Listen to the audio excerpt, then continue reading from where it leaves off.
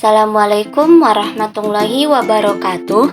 Perkenalkan, saya Despinaya dengan NPM A1J021006 dari Prodi Pendidikan Nonformal. Saya dari kelompok 7 dan rekan saya yang bernama Leo Patli. Baiklah, di sini saya akan membahas tentang apa itu motivasi. Pengertian motivasi merupakan serangkaian sikap dan nilai-nilai yang mempengaruhi individu untuk mencapai hal yang spesifik sesuai tujuan individu tersebut. Sikap dan nilai merupakan suatu invisible yang memberikan kekuatan untuk mendorong individu dalam mencapai tujuan. Selain itu, motivasi dapat diartikan sebagai dorongan individu untuk melakukan tindakan karena mereka ingin melakukannya. Contohnya, apabila individu termotivasi, mereka akan membuat pilihan yang positif untuk melakukan sesuatu karena dapat memuaskan keinginan mereka. Menurut Robin, pada tahun 2002, motivasi adalah keinginan untuk melakukan sebagai kesediaan untuk mengeluarkan tingkat upaya yang tinggi untuk tujuan organisasi yang dikondisikan oleh kemampuan upaya untuk memenuhi suatu kebutuhan individual. Motivasi merupakan suatu kemampuan untuk memenuhi ataupun kesediaan mengeluarkan tingkat upaya yang tinggi untuk tujuan organisasi yang dikondisikan oleh kemampuan upaya tersebut untuk memenuhi beberapa kebutuhan individual. Karena sangat luasnya ranah motivasi dalam kehidupan Indonesia, maka untuk memahami motivasi perlu dipahami asumsi dasar motivasi tersebut. Menurut Stoner, mengatakan bahwa terdapat 4 asumsi dasar motivasi. Yang pertama, motivasi adalah hal-hal yang baik. Seseorang termotivasi karena dipuji atau sebaliknya, bekerja dengan penuh motivasi dan karenanya seseorang itu dipuji. Yang kedua, motivasi itu merupakan satu dari beberapa faktor yang menentukan prestasi kerja seseorang. Faktor yang lain merupakan kemampuan, sumber daya, kondisi tempat kerja, kepemimpinan, dan lain sebagainya. Yang ketiga, motivasi bisa habis dan perlu ditambah suatu waktu seperti pada beberapa faktor psikologis yang bersifat siklikal, maka pada saat berada pada titik terendah, motivasi itu perlu ditambah. Yang keempat, motivasi merupakan alat yang dapat dipakai manajemen untuk mengatur hubungan pekerjaan dalam motivasi. Selanjutnya, teori motivasi. Terdapat banyak teori motivasi yang mulai berkembang pada dasarnya pada tahun 1950-an. Setidaknya ada 6 teori yang akan dibahas untuk memahami apa yang dimaksud dengan motivasi. Teori motivasi ini diungkapkan oleh Frederick Taylor yang menyatakan bahwa pekerja hanya termotivasi semata-mata karena uang. Konsep ini menyatakan bahwa seseorang akan menurun semangat kerjanya bila upah yang diterima dirasa terlalu sedikit atau tidak sebanding dengan pekerjaan yang harus dilakukan. Sedangkan menurut Wahjono, 3 teori awal tentang motivasi. Yang pertama, teori jenjang kebutuhan Maslow, teori X dan Y, dan menurut Grigor dan teori 2 faktor Hertzberg yang menyatakan merupakan teori motivasi yang paling banyak dipraktikkan dalam organisasi sampai saat ini. Menurut Maslow, pada tahun 1970, hipotesis bahwa manusia terdapat 5 kebutuhan yang berjenjang, mulai dari kebutuhan tingkat dasar dan yang berupa fisiologis yang bersifat pemuasan raga tentang makan, minum, dan kebutuhan lainnya. Menurut Robin, teori yang paling terkenal dari Abraham Maslow, yang pertama, kebutuhan fisiologis. Kebutuhan fisiologis, kebutuhan manusia yang bersifat fisik seperti rasa lapar, haus, kebutuhan jasmani dan rohani. Yang kedua, kebutuhan rasa aman.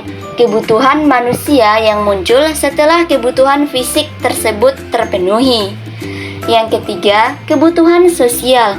Kebutuhan manusia yang muncul karena adanya interaksi sosial antara manusia satu dengan yang lainnya. Yang keempat, kebutuhan penghargaan. Kebutuhan manusia yang lebih bersifat kepentingan pribadi atau ego. Yang terakhir, kebutuhan perwujudan atau aktualisasi diri. Kebutuhan seseorang yang menjadi manusia sesuai dengan kecakapannya ataupun potensi pertumbuhan dalam dirinya. Maslow memisahkan 5 kebutuhan ke dalam urutan yang lebih tinggi dan lebih rendah. Yang pertama, kebutuhan fisiologis dan rasa aman sebagai kebutuhan tingkat bawah. Sedangkan kebutuhan sosial, penghargaan dan aktualisasi diri merupakan kebutuhan. Perbedaan antara kedua tingkatan yang didasarkan pada pemikiran bahwa kebutuhan tingkat atas dipenuhi secara internal atau di dalam diri seseorang, sementara kebutuhan tingkat rendah secara dominan dipenuhi secara eksternal. Yang kedua, teori motivasi Higiene Hertzsprung. Teori motivasi ini yang dikemukakan oleh Hertzsprung sebagai teori 2 faktor dan dipusatkan pada sumber-sumber motivasi yang berkaitan dengan penyelesaian kerja, bahwa disimpulkan kepuasan atau ketidakpuasan kerja merupakan hasil dari 2 faktor yang berbeda. Istilah dari higiene dalam pengertiannya berhubungan dengan medis atau yang berfungsi menghilangkan berbagai resiko di lingkungan kerja. Yang ketiga, teori MC Cleland menyampaikan teori motivasi yang sangat erat yang berhubungan dengan konsep pembelajaran. Teori ini menyatakan ketika seseorang mempunyai kebutuhan yang kuat, dampaknya adalah memotivasi seseorang untuk menggunakan perilaku yang mengarah pada pemenuhan kebutuhan untuk kepuasan. Pembahasan selanjutnya yaitu teori motivasi hierarki kebutuhan Maslow, teori 2 faktor Hertzsprung, teori XY MC Gregor, teori motivasi prestasi MC Cleland. Adapun pengaruh adanya motivasi 3 faktor menjelaskan kenapa beberapa pekerja termotivasi atau terdorong untuk bekerja, sementara yang lainnya tidak. Yang pertama yaitu motivasi bekerja berbeda-beda antara yang satu dengan yang lainnya.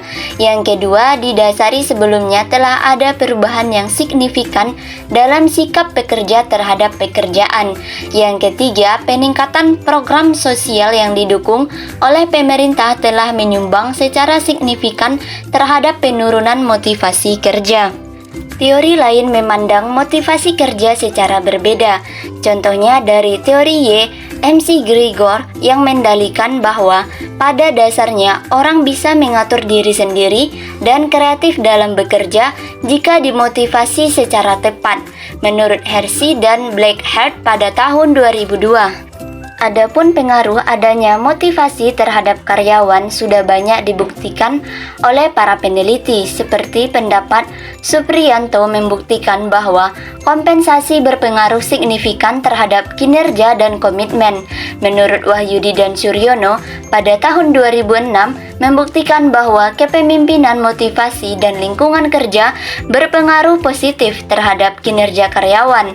Menurut Ferawati dan Utomo pada tahun 2011 membuktikan bahwa komitmen dan motivasi memiliki pengaruh terhadap kinerja karyawan.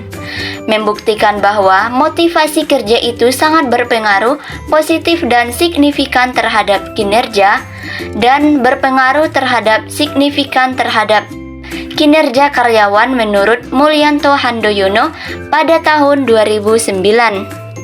Adapun faktor yang memotivasi atau pemuas yang pertama, prestasi, kedua penghargaan, ketiga pekerjaan itu sendiri, yang keempat tanggung jawab, yang kelima kenaikan pangkat, dan yang keenam perkembangan. Adapun faktor ketidakpuasan yang pertama, kebijakan perusahaan, kedua pengawasan, ketiga kondisi kerja, keempat hubungan dengan yang lain, kelima gaji, 6 status, 7 keamanan kerja, dan yang terakhir kehidupan pribadi. Dinamika motivasi. Yang pertama, daya pendorong atau motivator untuk kepuasan jumlahnya yang terbatas. Yang kedua, perbaikan motivator atau daya pendorong berpengaruh jangka panjang. Ketiga, kebutuhan motivator atau daya pendorong tidak ada batasnya. Yang keempat, tidak ada jawaban untuk kebutuhan motivator atau daya pendorong. Kebutuhan akan pencapaian meliputi keinginan secara mandiri untuk menguasai benda, gagasan, atau orang lain, dan untuk meningkatkan rasa percaya diri seseorang melalui latihan bakat. Berdasarkan menurut MC Cleland mengembangkan serangkaian faktor-faktor yang deskriptif yang mencerminkan kebutuhan pencapaian yang tinggi. Yang pertama yaitu faktor achievers menyukai situasi di mana mereka mempunyai tanggung jawab pribadi untuk menemukan solusi terhadap masalah. Yang kedua, mempunyai potensi untuk menentukan tujuan pencapaian rata-rata dan menghitung risiko.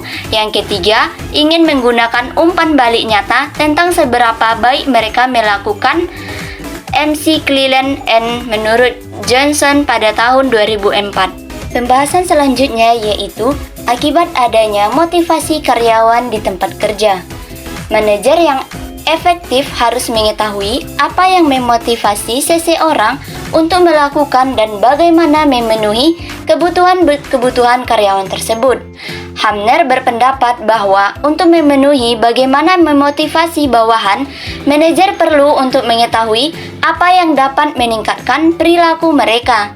Kita harus menyadari bahwa orang yang ingin berbagai hal yang berbeda dari pekerjaan mereka, terdapat tipe kepemimpinan yang berbeda juga. Tidak ada satu cara motivasi yang akan memuaskan setiap orang, karena motivasi itu memberikan arah dan intensitas terhadap perilaku manusia. Orang akan sangat termotivasi ketika mereka percaya bahwa perilaku mereka akan memberikan imbalan tertentu. Imbalan tersebut bermanfaat dan bernilai, mereka dapat melakukannya pada level yang menghasilkan pencapaian imbalan tersebut. Menurut Burke pada tahun 2007. Adapun pendekatan untuk mengatasi atau mengurangi kekurangan semangat dan motivasi dalam melaksanakan pekerjaan adalah dengan dua pendekatan. Yang pertama, ada pendekatan kuratif. Pendekatan kuratif merupakan mengatasi atau melihat apakah masalah yang menimbulkan berpengaruh pada motivasi penting atau tidak dalam pekerjaan. Apabila masalahnya tidak terlalu penting, maka kita tidak perlu merasa putus asa. Tetapi bila ternyata masalah itu penting dalam pekerjaan, maka bicara secara terbuka dan langsung dengan pihak yang berwenang untuk mendapatkan kesamaan persepsi sehingga jalan keluarnya dapat ditemukan. Sebagai contohnya, misalnya atasan atau konselor, bila pihak yang berwenang tidak dapat ditemui secara langsung, maka hubungi melalui surat ataupun telepon. Yang kedua, pendekatan antisipatif. Pendekatan antisipatif ini merupakan karyawan yang sebaiknya bekerja dengan sebaik-baik dan sesuai dengan ketentuan yang telah ditetapkan. Selanjutnya, berusaha menenangkan hati sewaktu bekerja dan jangan terganggu dengan perasaan gelisah. Apabila merasa gelisah hal-hal yang tidak berkaitan dengan pekerjaan, maka sebaiknya menenangkan diri di luar ruangan kerja dengan cara meyakini berhasil, misalnya dengan berdoa ataupun olahraga. Karyawan disarankan bersikap dan berpikir positif terhadap pekerjaan tersebut. Baiklah, itu saja yang dapat saya sampaikan. Lebih dan kurangnya saya mohon maaf. Akhir kata, wabillahi taufiq wal hidayah. Wassalamualaikum warahmatullahi wabarakatuh. Terima kasih.